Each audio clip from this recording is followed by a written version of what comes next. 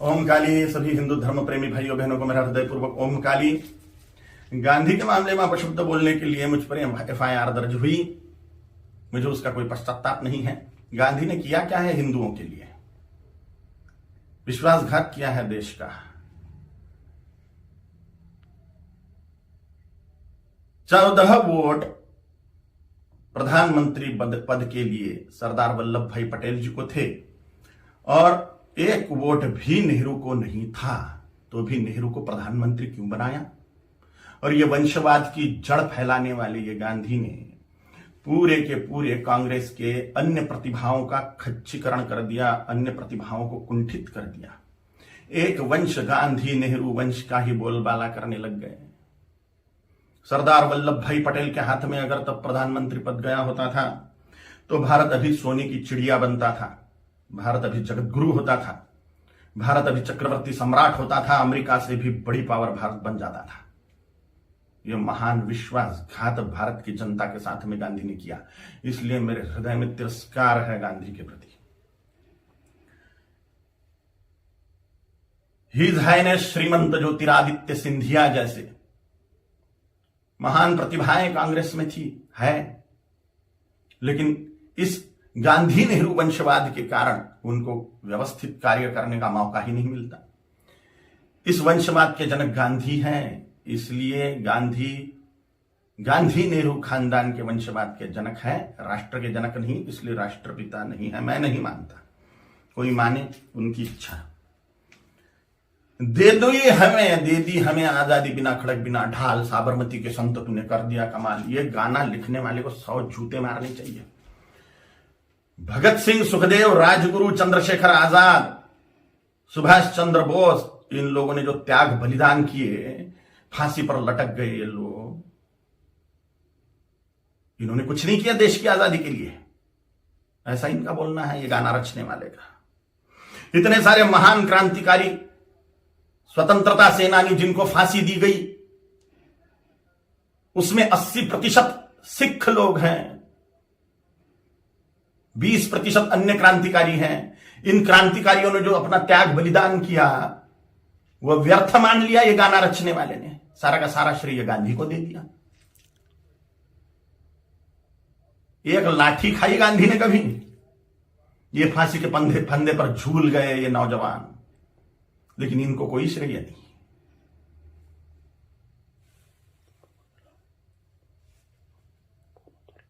सुखदेव, राजगुरु, भगत सिंह जी की फांसी गांधी रुकवा सकते थे, लेकिन नहीं रुकवाई जानबूझ के, इसलिए तिरस्कार करता हूं मैं गांधी का।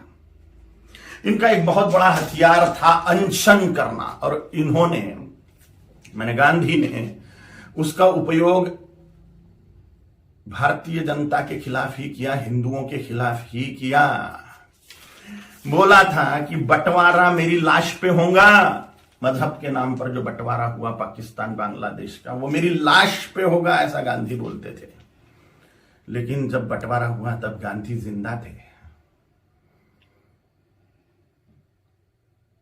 और बंटवारे के समय जो दंगे हुए, लाखों करोड़ों हिंदुओं को, सिखों को काट डाला गया उसमें, और लाखों करोड़ों हिंदुओं को मार के उनकी लाशें भेजी गई। लाखों हिंदुओं को, 27 लाख हिंदुओं को मार डाला गया एक ही दिन में, डायरेक्ट एक्शन डे के दिन, जिन्ना के द्वारा। और पाकिस्तान में से जो ट्रेनें आ रही थी वो लाशों से ही भरी हुई थी, महिलाओं के और पुरुषों के, बोरे के बोरे भर के महिलाओं के स्तन काटकर भेज रहे थे वहां के लोग। सामूहिक बलात्कार करी हुई महिलाएं, उनकी लाशें, उनके स्तन बोरों में भर के। और यहां गांधी अनशन कर रहे थे कि 55 करोड़ रुपए दो पाकिस्तान को। जब सिख लोगों ने दंगे से पीड़ित होकर कड़कड़ाती ठंड में मस्जिदों का आश्रय लिया, तो उसके लिए अनशन पे बैठ गए गांधी कि इनको मस्जिदों से बाहर निकालो, मुसलमानों को मस्जिदें सौंप दो। नफरत करता हूं मैं गांधी से, इसलिए भी पाकिस्तान बांग्लादेश को जोड़ने वाला कॉरिडोर मांग लिया मुसलमानों ने कि भारत को और खाया जाए। गजवाए हिंद के तहत भारत को मुसलमान बना दिया जाए, तो पाकिस्तान और बांग्लादेश को जोड़ने वाला कॉरिडोर, हजारों वर्ग किलोमीटर का कॉरिडोर, इसके लिए गांधी अनशन पे बैठने वाले थे। के शासन को वो दे देना पड़ता था और भारत फिर से बढ़ जाता था। स्वतंत्र वीर सावरकर जी ने गांधी के सामने जातीयवाद तोड़ने की बात कही कि वर्णवाद, ब्राह्मण क्षत्रिय वैश्य शूद्र, यह वर्णवाद और हजारों जातियों में बटा हुआ जातीयवाद, इसको तोड़ दो और हिंदुत्व की धर्म ध्वजा के नीचे सारे हिंदुओं को एक कर दो। तो गांधी ने इसके लिए बात नहीं मानी। ये मांग पूरी करने के लिए अनशन पे नहीं बैठे। उन्होंने कहा जैसा है वैसा रहने दो। डॉक्टर बाबा साहेब आंबेडकर जी ने बोला था कि संस्कृत को राष्ट्रभाषा करो, देश की भाषा संस्कृत होनी चाहिए। तो डॉक्टर बाबा साहेब आंबेडकर की बात को संसद में मनवाने के लिए अनशन पे नहीं बैठे। ये स्वतंत्र वीर सावरकर जी का अवमान मानता हूं मैं, ये डॉक्टर बाबा साहेब आंबेडकर जी का अवमान मानता हूं मैं।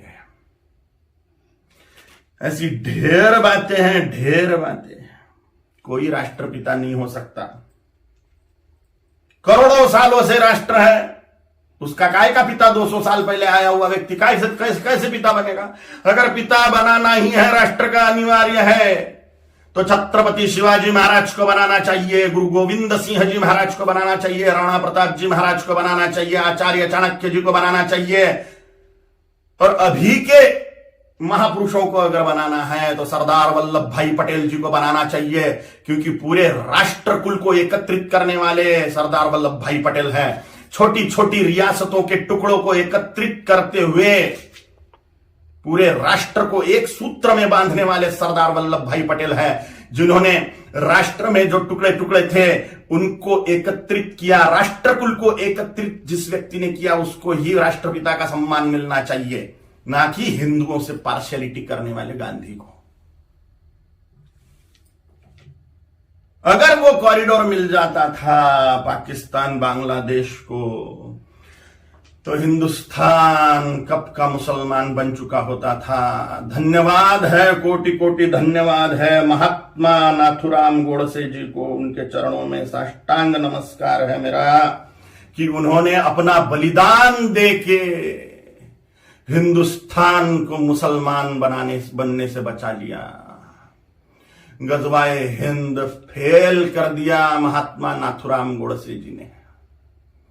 कोटि कोटि धन्यवाद है उनको। महात्मा गांधी नहीं, महात्मा नाथुराम जी गोडसे हैं।